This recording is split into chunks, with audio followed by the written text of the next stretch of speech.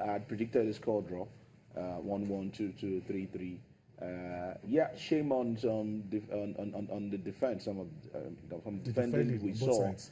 yeah, were a bit childish. Probably they should have dealt with the balls effectively before the goals went in. But overall, it was a good game for neutrals. I mean, we saw 4 goals, 4 good goals, and yes, the penalty was another talking point.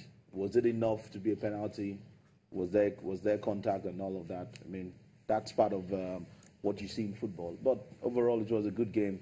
And for United fans, some of them that I spoke to last night, it's like, yes, good result. it was a good result because, hey, United still stays second behind City. Chelsea still in the mix as well. Arsenal somewhere in 6th position. And for Morata, I hope they forgive him. I hope they do. I hope they do. He really got sticks last night. Yeah, he got a lot. I mean, someone said he can't even finish his meal. That's how bad he is. But then if you're a striker, I mean, I love what the coach said about him. He says, look, he is a pity that he couldn't just get to score on the 9th. But he's a fantastic player. His overall performance, we could understand that. I mean, his performance was top-notch. But just that finishing, that's what he lacked. Now, I understand why Real Madrid had to, like, okay, you can actually go. Let's have some other big stars who, you know, can get a better... He just had the back thing. Look, this will sound like bare parlor talk, but, you know, a lot of people say, maybe you should put it on his head. It's better with his head than his feet. But, I mean, should we start judging him after just few games? It's his first season in the EPL, so I think it's too early. And he's actually started well. Yeah, started so well, yeah. I mean, I would just put... But is it fair to say his finishing is poor with his feet? No. You think it's not fair? I mean, that hat-trick of chances he's got. Like, I think it's fair when you say... It was just a bad day of he was playing against Arsenal. Well, how bad can it be when you have... Peter checking goal. He could have taken, he had better options to take, but exactly, the one-on-one, that's why the he's getting the thing. sticks. But doesn't mean he's a bad player that he can score with his... Let me say something that I know is in Cecilia's mind. She's going to say it. She sent a message yesterday. I read it, kept quiet. And Arsenal are gradually walking away from that 4th position. And it looks like they might not just be able to do it. Do you share that well, because you have to win games like this.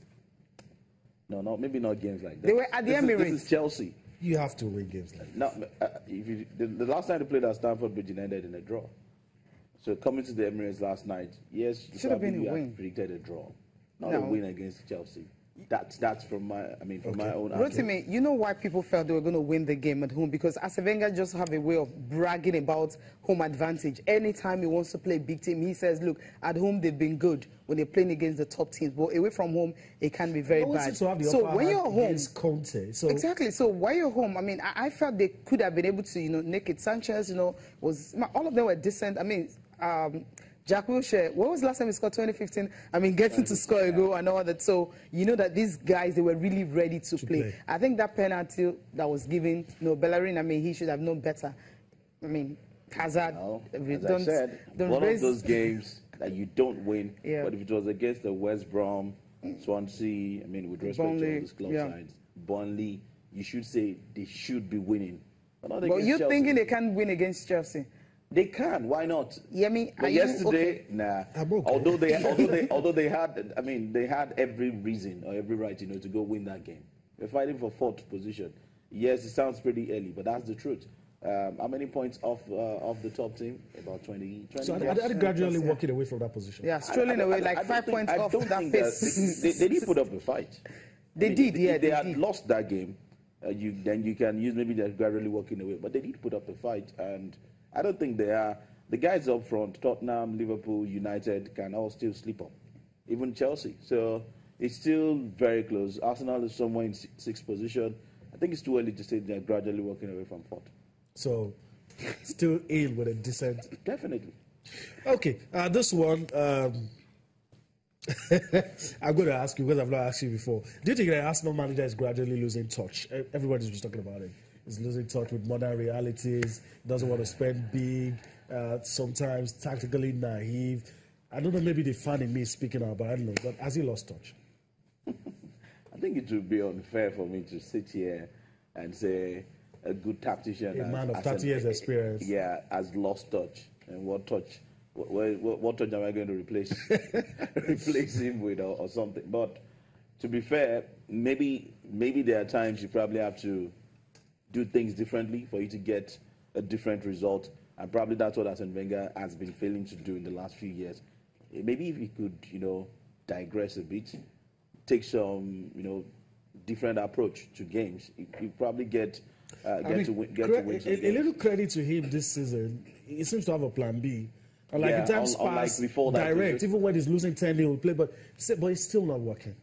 Well, it won't work all the time. That's the truth. Especially if you have someone at the other end who is at par with you, or even a little bit above you. It might not work. It could work against other teams, but when you have someone a bit superior or a bit at par, it might not work. And I think that's what has been happening to most of the coaches in the Premier League. So for Arsene Wenger, is he losing touch? Has he lost touch? I don't think so. Does he need to change some of the things he's used to? Okay. Yes, he has to.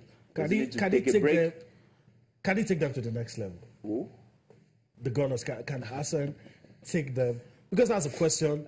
People like what level? Winning the Champions League. Winning the Premier League. Winning the Champions League. Winning the Champions League. He has won the league before, right? Can he take them? It's a long time. Can he win it again? Can he win it? Okay, fine. If you want me to put it that way. Yeah. Or can he get to the level of football now? When you look at all those big teams. Big teams, yeah. Yes. Can he? Can he do it without spending money, or can he do it without being? I don't know. I don't want to use the word. The first one you said, can he do it without spending money? I was talking to a big Arsenal fan this morning. I was like, we don't need money to win the Champions League. I'm like, okay. Hello. I mean, football has evolved. This is not 1996. This is not 2005. This is not Leicester in the Premier League. This is not Leicester in the Premier League. Can he take them there? Maybe if he gets the support. Maybe he gets support from the board financially now. You think he's not getting it? He's not spending it. He wants to buy. No problem. He can get them to that level, but what's the name of the new defender that Arsenal is trying to sign? I'm not going to say that. All right, let's go on a break. It's been interesting having this chat. So we'll go on a break. When we come back, take a look at the papers, and we'll be wrapping up the show. Once again.